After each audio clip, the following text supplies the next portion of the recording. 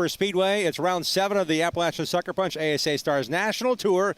I'm Jim Trado, he's Adam Mackey, and we've got a big pre-race show planned because we've got some special folks here that are making an impact not only here in Wisconsin but across the country. We'd encourage you to hang out with us and do a live look in here. We also want you at some point to go to tracktv.com. Our pre-race show is brought to you by the Wisconsin Masonic Foundation and Fire Suppression Solutions, a local company doing great things together, helping out folks in Wisconsin when needed. Adam, it's exciting to know we got great people behind us, but we got some great racing ahead of us tonight. We have had a great few days here in Wisconsin. For the Father's Day double, Jim, we've had the party last night. We had a race the night before. Time to go racing again tonight here at Slinger Super Speedway for the first time for the tour. And it began Friday night for the big Wisconsin swing for the ASA Stars, Madison International Speedway. Let's take a look at the highlights.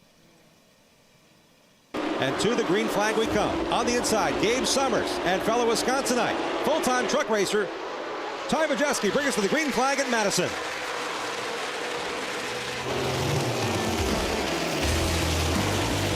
For the duration of this event till the final 10. Problems for Ty Majeski, drops off the pace. Second fast qualifier and winner of the 2 Stars races here.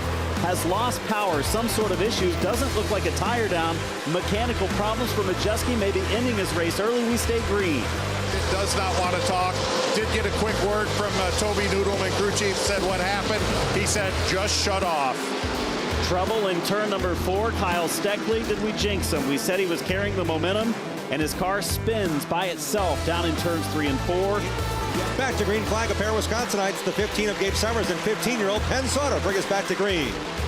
Race stage 1 winner, Gabe Summers. Through the electronics restart zone, back to racing here at Madison. Gabe Summers, the race leader to this point on the inside, and to his outside, here comes Luke Fenhouse. Right now, we have a new leader for the first time in this race. Luke Fenhouse has scooted by the 15 of Gabe Summers and pulls away on the backstretch. Down against the grass in a big one, down in turn 1 and 2. It is Casey Klein and George Phillips. The cars, fortunately, do not look too heavily damaged. And Cole Butcher, point leader, is around as well. Successful move by Phillips here. Watch this again. The red car going to turn 1. A tap by Klein.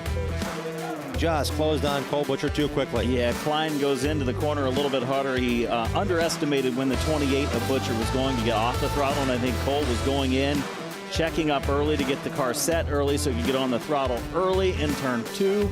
Racing to the restart here at Madison. Inside is Fenhouse, the race restart leader. Out to his outside, Gabe Summers. 2 ASA Midwest Tour stars and standouts to the green flag into turn 1.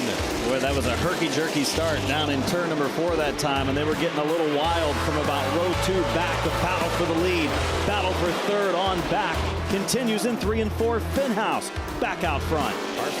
To the line, stage 2 ends with Luke Fenhouse picking up the bonus from turn 1 steering through the Racing Electronics restart zone to begin the final run to the finish line at Madison. Here we go with Fenhouse out front. Look at the run Carson Brown has. He discovered the outside to get the second. Now it's Carson Brown to lead here at Madison. Carson Brown, 16 years of age, has had a good season. 3 straight 4th place finishes tonight. Could it be his first win? Being Summers, pole sitter, problems for Gabe Summers in the 15. The rear end went for a do-si-do there. That's walking out of the fender well.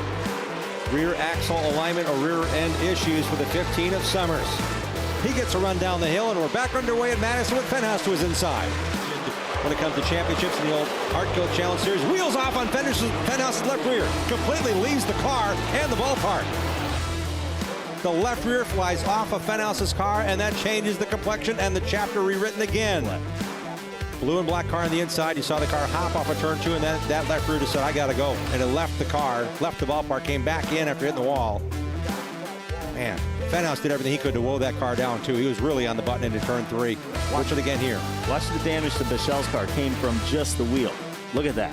Ripped the whole rear end of the car apart when that wheel hit the rear bumper cover of Gavin Bichelle. On board with Justin Mondyke. Take a look and listen. Good stuff from Justin Mondyke. He picked the right lane there. Firing through turns 3 and 4 through the Racing Electronics restart zone. Carson Brown, the race restart leader here. 40 laps to the side at Madison. Cole Butcher, for as much as he's struggled all day long, second place now. He's up for grabs, and he's trying to take it away from the 36 of Frederickson. Tenacity, heart, passion, never give up. Cole Butcher now racing to second. Does he have it this time? No. Frederickson, the challenger on the inside, has the spot, but here comes Butcher. Last lap brought to you by Appalachian Sucker Punch is a good one. It's a qualifying run, it all appears. It's all come together. It's all coming to form. Anthony Campy racing a winner in 2025 with young Carson Brown at Madison. Whenever he's ready. As the crew showers him with water and confetti, Carson Brown climbing from the number 81, getting handshakes from the crew.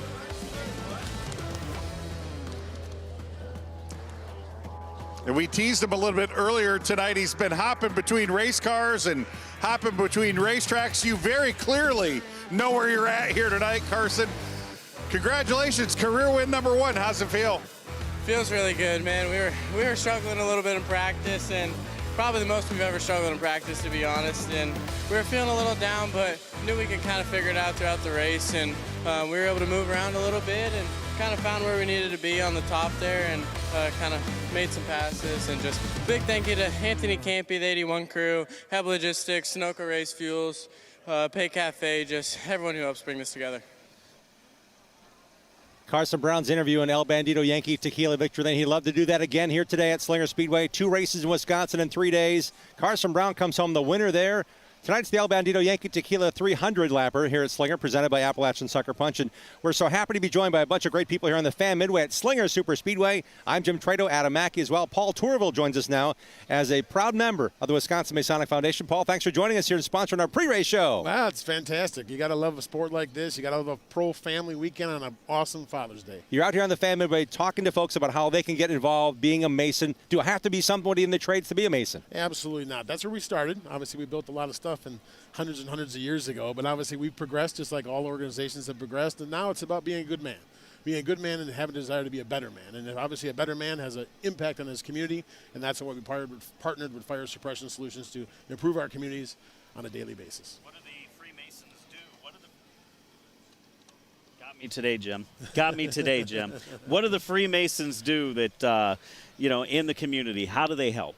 Well, this partnership has been fantastic for us, obviously, saving lives. I mean, saving pets, saving buildings, there's no question about that. So the fact that Fire Suppression Solutions partnership has worked well for us is fantastic, giving out 500 plus of these devices just in the state of Wisconsin, and it's spreading across the entire country. Partner that with our partnership with the State Patrol, where now we're putting defibrillators in all the State Patrol cars in the state of Wisconsin. Partner that with $300,000 worth of scholarships we pass out every single year. We're everywhere, in every community in this state. So the we ultimately is providing this free of charge to these municipalities, 100%. to these fire and safety officers, saying, take this with you, put it in your squad car. Absolutely, 100%. So you're raising money all year long and deciding to help everyone by going through, hey, as you mentioned to me before we got on the show, who's the first guy that shows up? Right. At a fire, right. Likely it's going to be a police officer. These items you are staffing and equipping in squad cars. We want our first responders to be able to do something when they're there, right? I mean, the firemen need to get dressed. They need to bring their equipment. We got to give somebody an opportunity to help, and that's what these devices do, and the defibrillators too. Save somebody's lives, and it happens every single month. We hear about somebody's life is saved, somebody's house is saved. I mean, it's amazing. It's an amazing relationship. Tell us what got you involved here when it comes for this weekend in the racing program. Last night, the El Bandito Yankee Tequila party that we had at Raceway Bar and Grill, and now tonight, the big race here at Slinger. Well, I wasn't part of the party last night. I had my own, which was hosted by another Mason I'm a friend with, LD's Barbecue. But when you think about ASA racing, you think about this country, and you think about being an American and supporting a family-type event, there's nothing better than this. Here we are on Father's Day weekend. It's a pro-family event. Why wouldn't you want to be part of this? That's who the Freemasons are, supporting families throughout every single community in the state and this country. You got to be part of that. Paul, how can we find out more about what you guys do and how to become a Mason or be interested in the events you do to give to these organizations that ultimately benefit from your activities? I mean, yeah, first and foremost, wimasons.org. wimasons.org is the website. All of the information is there. We don't hide behind anything. It's all there. It's public. The other thing is, when you see us out in the community being good guys, come up to us, talk to us, support our events. Tonight, buy a bunch of 50-50 tickets. That'd be a really good thing. The bottom line is approach them and resource it. And wimasons.org is the best way to do that. And when it comes to activities like this, we know that it's going to go for the good. When it comes to building this, I imagine a lot of folks are asking you, how can I benefit from this? Do you guys have a selection process if there's an event or organization that needs help and Masons can come to aid? Yeah, well, the State Patrol approached us. We didn't approach them, they approached us. So you're right, exactly right. There are people reaching out to us consistently. We're expanding opportunities every single day. People are reaching out to us, and that's just great. It gives us an opportunity to be relevant. And that's the most important thing for any civic organization, Masonry included, is we need to prove, again, every single day we are relevant. We're just as relevant as we were 200 years ago in our communities. So much needed, too, knowing that there's constrictions, there's budgets, there's municipalities shrinking their fire and safety crews. It's huge that you guys are stepping in a big way. I mean, it's amazing to see somebody that you look at as a hero, a first responder as a hero, literally brought to tears because you're giving them items like this where they can help. That's pretty fun to watch. Thanks for doing what you're doing. The hat says AOK, Acts of Kindness. Wisconsin Masonic Foundation is part of what we're doing. Now you know more about what Paul gets to do every day with all his other Freemasons, and it's great to have you as part of our event, and we get the word out for us. I appreciate the opportunity to be here. Thank you very much, guys. Thank you, Paul. Paul Tourville joining us here at Slinger. They're helping present this. They have it on the Fan Midway. We're at Slinger Super Speedway. Track's been on for 77 years. Well, between 77 and 78 years of racing here, there was an ownership change. Travis and Kelsey Dassa both raced here in late models. That husband and wife team got together with the ownership group of Todd and Elizabeth Thielen and bought Slinger Speedway. Let's find out more about the new owners in charge here at this speedway. You know, I was looking at the list today. You are only the fourth owner in what is now an 80-year run up to Slinger Speedway. Rolly Hayter, Wayne Erickson, Todd Thielen, and now Travis and Kelsey Dasso. That sounds pretty damn good, doesn't it, Trav? Yeah, it does. It's crazy how long, you know, this place has been around and the history here and everything like that. It was my wife's idea. She'll say it was a joke, but yeah, it was one of them things like it kind of came across my mind a few times over the last few years, like not like serious or whatever, but I always told Todd Thielen that, you know, hey, if you're ever ready, let me know. And it was just one of the things like either we, you know, I could kind of tell Todd was maybe a little ready, and you know, I don't know if a lot of people knew that or not, but we had talked a few times, and my wife goes, you know, or I said to my wife one day, I said, I think Todd might be ready. And I'm like, what do you think? And she's like, yeah, what the heck, why not? So that's why I said it's her idea. So then you know, I started sitting down with Todd and just made a deal happen. You know, it was one of them things where I had, you know, I've been in TD Graphics for what, 17 years and whatever, and we have a pretty steady business there and things like that. And I was ready for something new, you know. Late last fall, he approached me. He came home and he's like, I think it's Todd is about to sell, so let's jump on. And honestly, I didn't hesitate. I said, let's do it. I told him that I want to be always a part of racing. We can't give it up. So that's why we own 2 cars, and you know, he gave up driving as well. And I don't know, it's so special to us. We eat, breathe, and sleep racing, so you know, this was kind of a no-brainer when the opportunity came about. Let's do it. I've done everything in the racing world up to this point. Like I did the, you know, started as a kid racing. I raced cars. I raced, you know, snowmobiles. I've raced go-karts. I've raced everything. I've crew chiefed. I've owned cars. I've done everything. You know, my wife's raced. My wife's done everything too. We've never done this. And I was like, yeah, let's try it. What the heck, you know? And so it got my interest to do it, and it's worked out so far. Trepidation at first, you know. This is an iconic space, and even the last time when the Thielens bought it, there was trepidation. Like, okay, but Todd, he had worked here, he had been there, so there wasn't as much. Didn't know a whole lot about the new group that was coming in, but had an opportunity to talk to Todd and Elizabeth, and it calmed my nerves a little bit. Because, you know, even though this isn't my racetrack, the village residents kind of feel like it's our racetrack. So yeah, there was some trepidation, there was some worry. It's like, okay, let's not screw this up. But now that we've got a chance to meet them and understand where their vision is and where they're going, we feel really good. We feel very comfortable. Kelsey was my oldest son's soccer coach last summer, so they're on the same soccer team. So obviously we've known them for a long time, and Travis has been doing my stickers on my race car for 10 plus years. So good family, good to be around, and it's exciting to have them be the owners and the promoters of the racetrack, and we're excited to see where it goes. Wayne Erickson was great to us. Todd Thalen was great to us. Travis and Kelsey are gonna be the next ones that are great to us. I can see it. It's everything's positive. Everything's changing a little bit, you know, to modernize it and get with the times a little bit more. So I don't want to say that Todd wasn't with the times. It's just, you know, Todd's 60 years old. You know, it's time to retire. It's time to relax. Travis is in the super late world and goes to all these races. He goes to every big race there is in the country. So he knows what to do and what not to do. So what a perfect situation to buy this. Yeah, you know, I mean, I thought we did a lot of work this spring, and you look at it and it's like, man, we barely put a dent in the place, you know, but it's like, I want to keep Slinger, you know, I want to keep it what it is, but we know that it's old. I mean, this place has been around 78 years or whatever it is now. There's things that need to be done eventually, and we just got to kind of figure out which order to do those in. We want to keep everything running and, you know, have the feel of the same place, but improve on it. So it's like, it's not like we're going to bring NASCAR in here or anything like that. I mean, it's a quarter-mile track, you know, whatever. But we want to make it as good of a short track as it can be in the whole country, you know, and it's going to take time, it's going to take money, it's going to take a little bit of everything. And we want to just make it enjoyable for the fans, enjoyable for the drivers. We want to keep everybody happy and, you know, make it a place that everybody says, man, we can't wait to get back there again. And that's kind of all we're shooting for. You know, it's a lot of new, but it's been good so far, and you know, I think we've done a lot of good things here. There's some things I'm sure I'm not doing good at, you know, and different things, but that's the only way I'm going to learn, you know. Whether I do things good or bad, it's just trial and error at this point.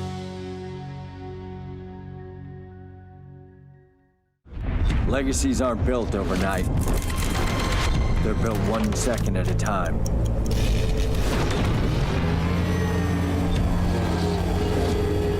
Never taking a lap off, and always pushing the limits. K1, helping you build your legacy from the beginning.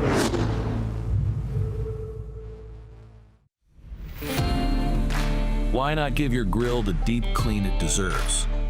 The CitraSafe Grill Cleaner Complete Bucket Kit has everything you need to get your grill spotless, inside and out.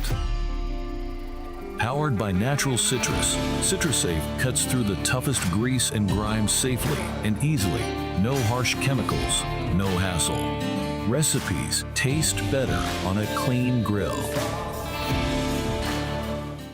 Nortec Equipment are committed to helping you empower your landscape projects with our line of soil processors for tractors, skid steers, and mini skids. Based out of Wausau, Wisconsin, Nortec Equipment products are proudly made in the USA. Our products deliver expertly engineered equipment at competitive prices that are tailored to meet the diverse needs of the turf, landscape, construction, and agricultural industry. Give us a call today at 715-393-4458. Nortec Equipment are proud sponsors of Frederickson Racing.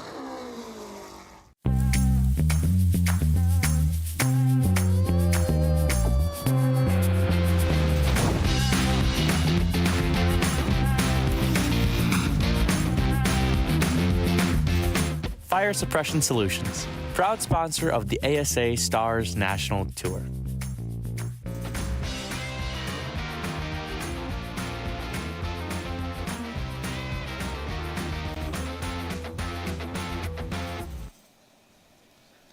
Welcome back to our pre-race show, brought to you by the Wisconsin Masonic Foundation and Fire Suppression Solutions.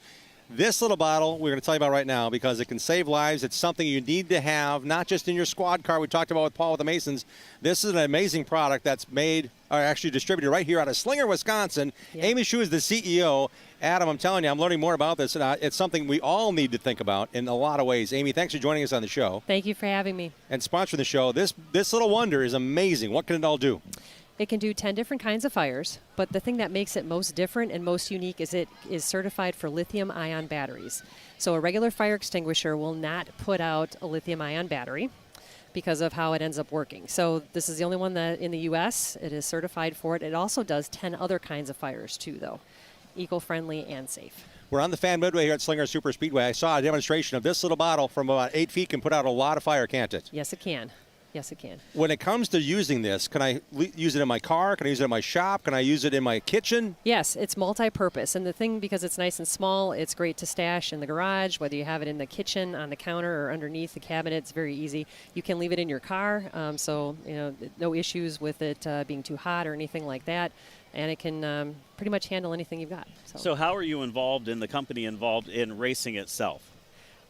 So we've been sponsorship for racing for a while. It's just been an excellent community for us to work with and get to know great people. And everybody has something else besides racing in their lives. And so we've made a lot of great connections with a lot of really good people. And so that's kind of how we've been partnered here. We've been with Slinger Speedway because we are local. And we also do some radios, that type of stuff to support. And what you have in front of you, this little orange box with the black handle, is also amazing when it comes to helping local communities get right to the point when it comes to fires in homes, businesses, shops. What is the FST? Yep, fire suppression tool.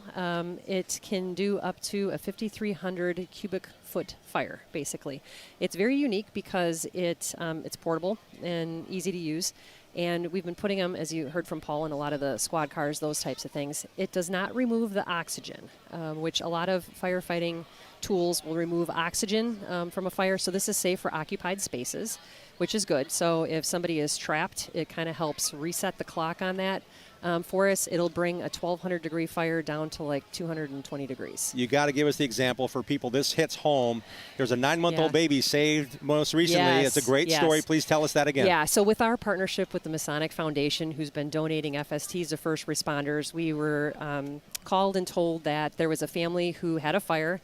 And in this fire, there was a 9-month-old baby trapped, and the family had to get out and couldn't get to it. The first responders that showed up on scene deployed the FST, were able to go in and save the baby. Wow. Because the parents couldn't get to the baby because it's too hot. Correct. Doesn't get any better than that. So we make people's lives safe. How can we find out more about this product that you guys distribute as the only U.S. distributor? Yep. FireSS.us is our website, and we call our office. We got a local shop.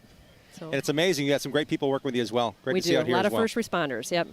Great effort. Fire Suppression Solutions, this Stay Safe All-in-One is something you need to have in your pocket. Let's now find out about one of our commentators on ASA Midwest Tour coverage with me, Dean Strom. So when you think about older restaurants that may predate the state that they're in, you think about the New England area, you think about the Carolinas, you think about Virginia. We found one of those hidden gems right here in America's heartland.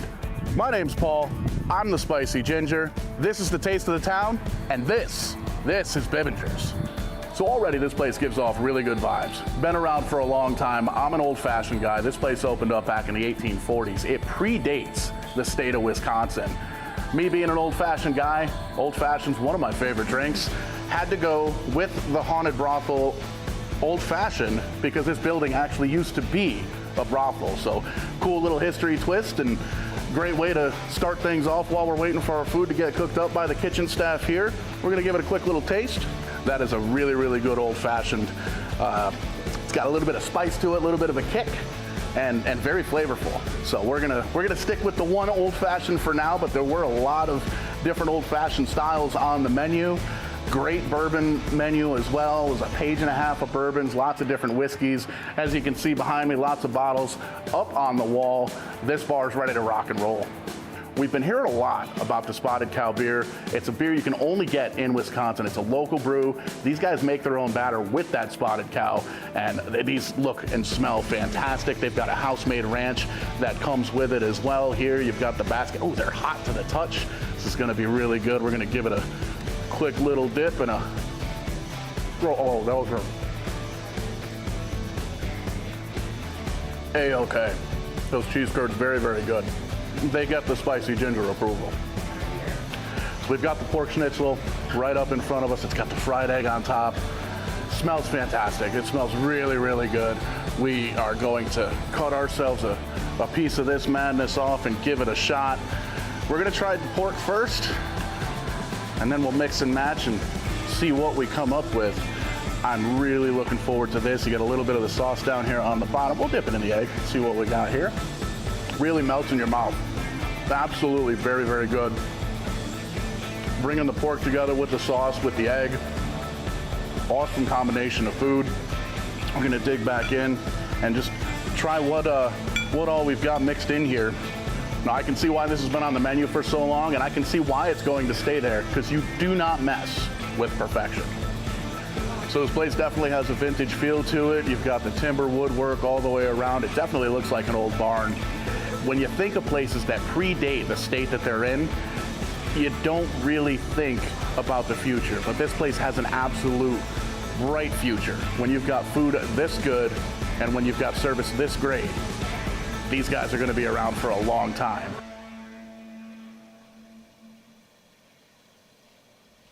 It's a great night here at Slinger Super Speedway. We are less than an hour away from going green. Jim, you get to call a lot of races in this area, some with me and a lot with Dean Strom, and we got a pretty special piece on Dean coming up. Dean and I got to call some races. Dean's also an inspiration. He is a hand cycling marathon runner, and I'm telling you, he's one of a kind. Here's some more about our friend Dean Strom and all of the great things he gets to do as an inspiring young man, making the most of his talents.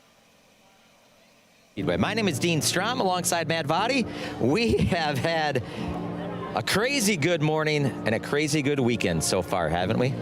The medical term is osteogenesis imperfecta, more commonly referred to as brittle bone disease. It's actually fairly rare.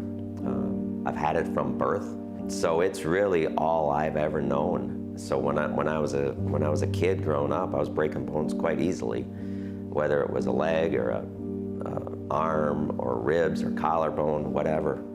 I was breaking bones. As I've gotten older, my bones have gotten a little bit better, and I've gotten a little bit smarter about what to do and what not to do and things I shouldn't do. Been on the crutches since, I think, 6th grade. Never once did my parents, and I gotta give them a lot of credit for this, never once did they let me have a pity party. So I've just always done everything I wanted to do, and working at a racetrack is just part of it. My dad raced short tracks around southeastern Wisconsin. I mean, I went to my first race, I think, when I was months old. Short track racing is pretty much all I've ever known. I wanted to be a race car driver. I mean, every kid growing up, I think, in short track racing. I mean, we were at a racetrack 4 days a week. Tuesday, it was Oshkosh. Wednesday, it was Cedarburg. Saturday night, it was Hales Corners. And Sunday, it was here at Slinger.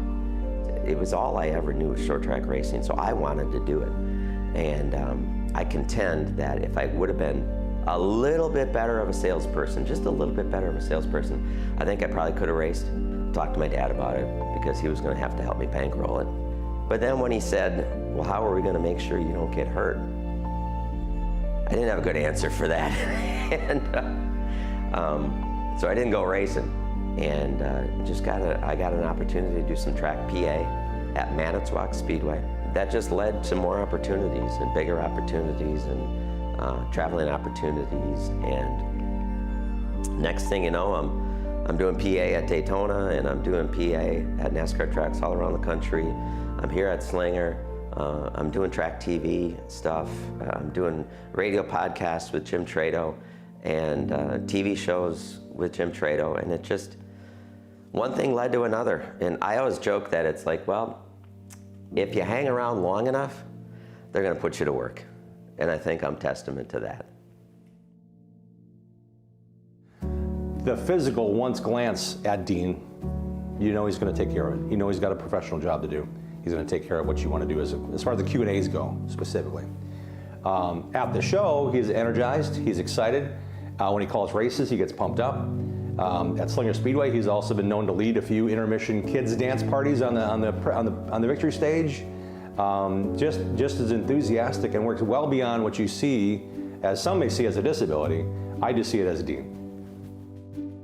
Dean's been a very important part of this because he sits and listens to what I'm asked. You know, like I don't know all the answers to all this, and he's been around it on this side way more than I have. And he's like that senior advisor that I can go to and say, hey Dean, what do you think about this? Or what did we do in the past? Like I don't know what we did here. Like what do we do? You know, and he's been great that way to take in and kind of just see what he's got to say on everything because he does have so much experience that way.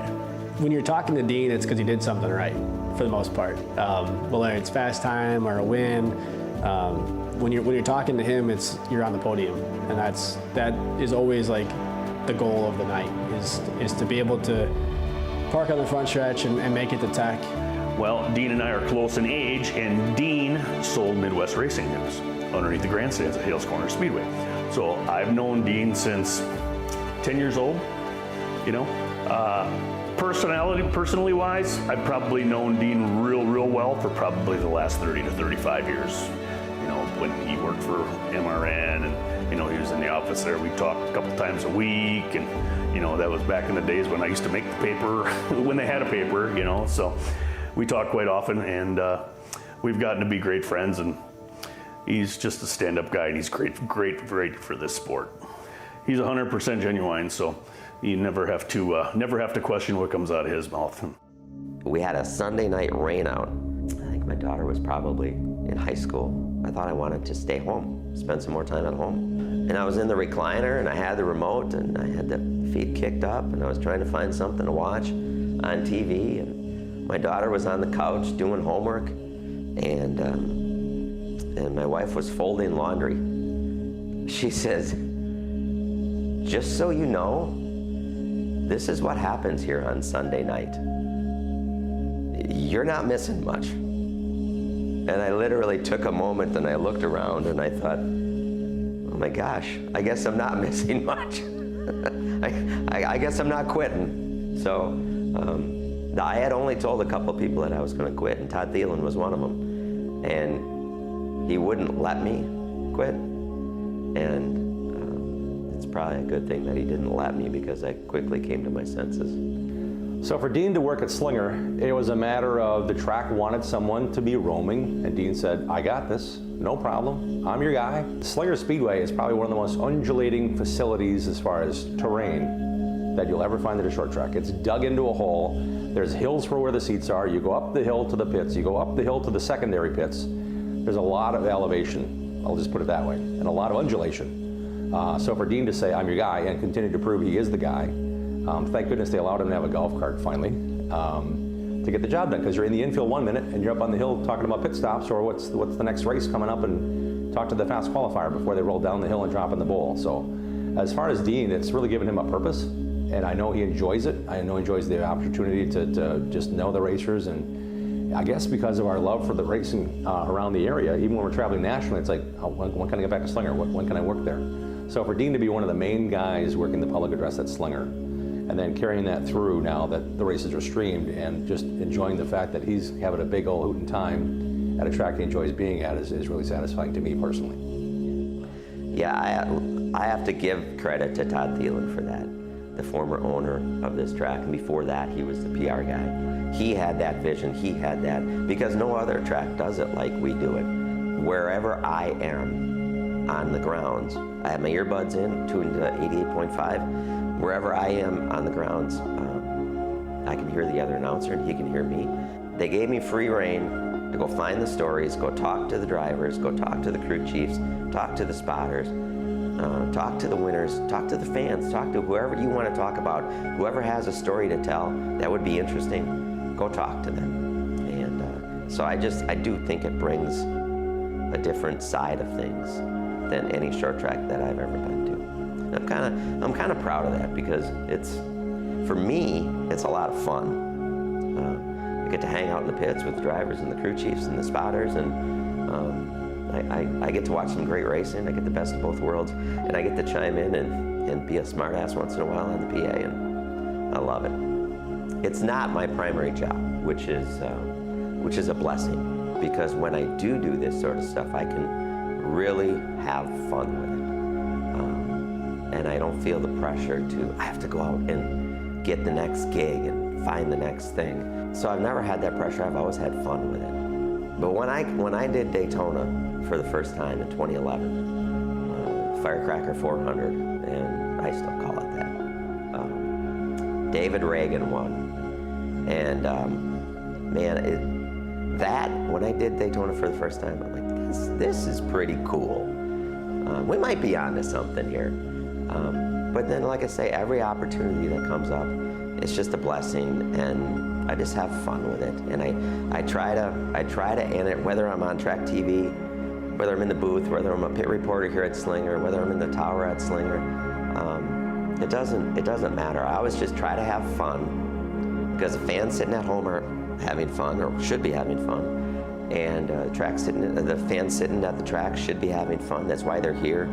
So I just try to have fun, entertain, inform, and bring the stories of what these drivers and crews are all about, and what keeps them going, and how they got involved, and what keeps them going up and down the road.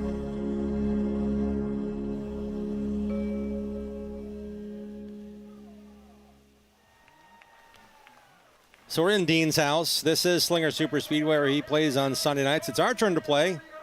During our pre-race coverage, brought to you by Wisconsin Masonic Foundation and Fire Suppression Solutions, to tell you that qualifying is concluded. I'm Jim Trado, Adam Mackey, Charlie Kroll is here as well. CorvetteParts.net sponsored our pole qualifying, and the pole award winner is with our Charlie Kroll. Yeah, Jim, thanks a lot. I'm standing by with Ty Majeski, and that 91 car looked really fast in qualifying. You to be able to keep it up front all night long? That's the plan. Yeah, our car's been really good. We've always had fast cars here at Slinger, and today showed a little bit of qualifying speed. Typically, we qualify fifth-ish and race really well. Tonight, we had the raw speed, so hopefully that still bodes well for our race trim, but overall, really happy with our iRacing.com Ford. Now, I know back in the day, a lot of the upper Midwestern Wisconsin area races, they give a bonus to the pole sitter if they drop to the back. Is that something you would consider doing here today? You know something I don't? Am I going to get put on the spot up there?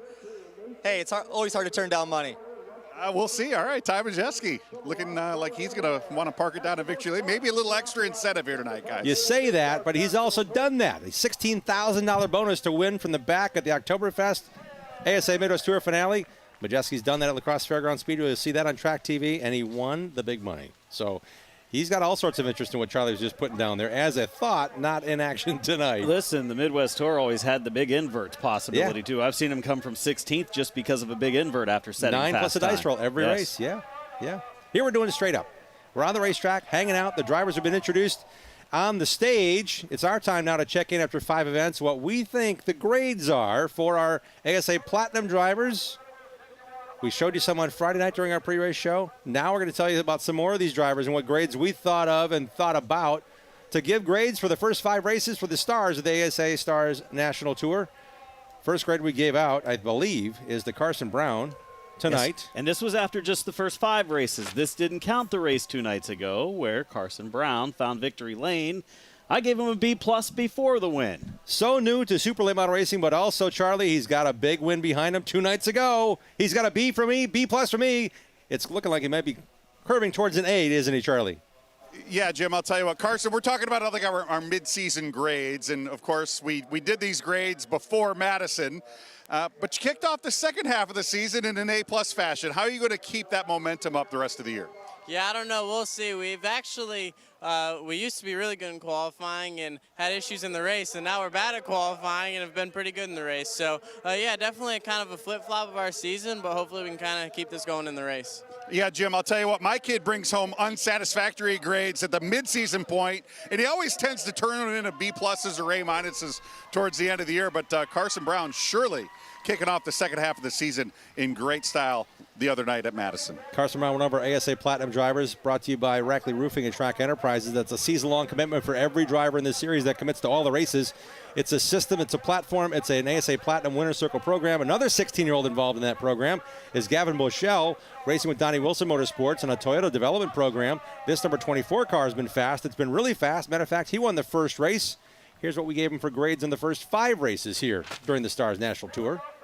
I give him a B+. What'd you give him, Adam? I gave him a B. And, the last couple races have been tough for him, but he had that win at the opener. He's in the top 5 in points, so I think his grades are deserving, but he'd like to get back up there into the A category for a couple of us, Jim. Finished third twice and has a big win this year, looking for another win. Climbing his way into the points. Again, he's also one of those Pepperjack Kennel Rookie of the Year candidates as well. That 16-year-old's got a lot of talent, and that's him and his dad hanging out and spending a moment with the team before we turn him loose here at Slinger. Our next driver we're going to put a grade toward, 16-year-old George Phillips. George, out of Charlotte, North Carolina, he, kind of like Carson Brown, make a big step into super late models. This is with Donnie Wilson Motorsports. There's the number 22 driver standing at the back quarter panel. George Phillips and his family are here again tonight. Such a great story for him, running pro late models a lot last year, 20, 30 times. Now making the big effort here. Let's see what George's grades are after the first 5 races. I give him a B. There's a lot to learn. That's why I'm giving him a better than average score, because I think he's got talent. He's got the speed. Matter of getting that final grade, getting that 100%, getting the win is yet to come. I got the C on there for him. I think he's capable of much better runs than he's had, but a lot of it has been just bad luck. He had bad luck on Friday at Madison and in a couple of the other races as well for George Phillips. He turns that around, and he actually looked pretty good today in practice, qualified mid-pack. He's got a chance for a good run tonight here at Slinger. The driver with 3 top 5s and 200-lap races here called the Slinger National is Austin Nason. Austin Nason's the next ASA Platinum driver, given full-time credit due as a Platinum driver. He drives his number 14. He's braced here a bunch. His home track is a high bank quarter mile called Rockford Speedway, like Anderson Speedway in a lot of ways. That's where he had his best ASA Stars finish. This season, not a lot has gone right for the Roscoe, Illinois driver. I hate to say it, but I gave him the worst grade of the 3 of us. And Charlie, I think you gave him a C as well. Austin's got to turn it around, and this could be the night, but this season has not been what he wanted.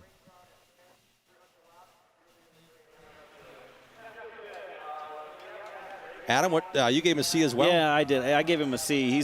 We know he's capable of much better runs than he's had this season because of what he's done the first 2 years. He's raced with the Appalachian Sucker Punch ASA Stars National Tour. I think tonight, if there's going to be a night he turns it around, it's a place where he has run very well and finished top 5. In races like the Slinger Nationals, he can definitely be a threat tonight in the 14. Derek Thorne's run a handful of those long-distance races here at Slinger. Yes, he's from California. Yes, he's a full-time ASA Stars National Tour driver. But his season, not been good. Not been good. Unfortunately, they've had issues. They actually got in an accident again at Madison, running in the top 5. His best run this year, a tire strategy run, nearly a victory at Dominion, finishing 2nd. But that's a lone highlight. That's why I said, man, it's just not an average season. It's below average, unfortunately, for the Highlands Motorsports team to this point after 5 races. Multiple podium finishes during the Slinger Nationals for Derek Thorne. We know he likes this place. He gets around here well. He was pretty quick right off the trailer onto the track in practice today. I think Derek Thorne will be good here in this 300-lapper tonight. And our ASA Platinum driver report cards conclude, not because he's the last on the list, but because he's got the unproven talent. We're trying to find a way to say, Chase Pincinel, when's the time to break out? He's had some moments. He's shined a little here and there. But for that young driver out of Ontario, racing with a team based in Michigan, after he finished 4th to the Winchester 400 last year, I had higher hopes than the grade I've given him for the first 5 races this year. Yeah, he started a few races a year ago toward the end of the season and finished top 10. He was very strong. Had that great run in the Jake Sierra All-Stars Tour last year. Finished 2nd in those standings. Just hasn't had the success yet this year, but I say yet because we know he's capable. He was pretty good at Madison on Friday night, so maybe starting to turn things around. Yep, prove us wrong. If you want to chat with us on socials, that's fine. Follow us on Twitter because we want to know if you think our grades are deserving. What would be your grade for these drivers as we're about to turn them loose for the very first time at Slinger Super Speedway. It's a 300-lap race called the El Bandito Yankee Tequila 300 presented by Appalachian Sucker Punch. For the very first time, these Slinger fans are going to see and going to find what is, all that is, the high banks of a famous short track here in Wisconsin. Home of the Slinger Super Speedway is the home of the drivers that raced in NASCAR from Wisconsin and won championships. Travis Kvapil, Matt Kenseth, Dick Trickle. These guys made their hay here, and they're now ready to go racing. We'll see who's on the trophy this time in just a few hours' time. Let's go down trackside for pre-race ceremonies.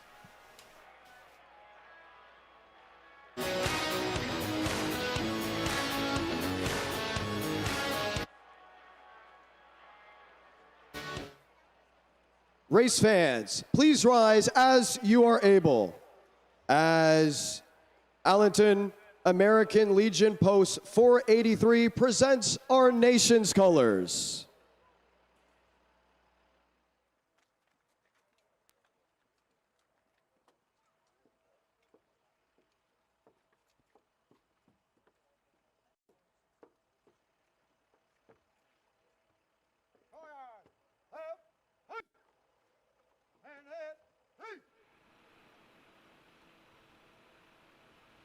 Please continue to stand as Destiny Krieger presents the Pledge of Allegiance. I pledge allegiance to the flag of the United States of America and to the republic for which it stands, one nation, under God, indivisible, with liberty and justice for all.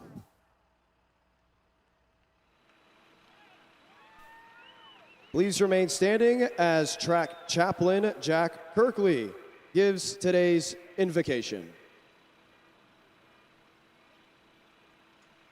Let's pray. Dear Heavenly Father, I thank you for bringing everybody out here today safely. Thank you for the amazing weather that we're having, and I pray that you just protect all these drivers, crew, fans here at the track and on the way home tonight.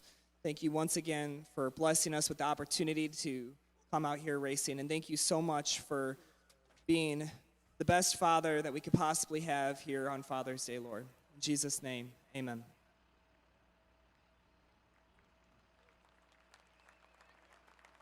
Please remain standing as Slinger Speedway plays the Canadian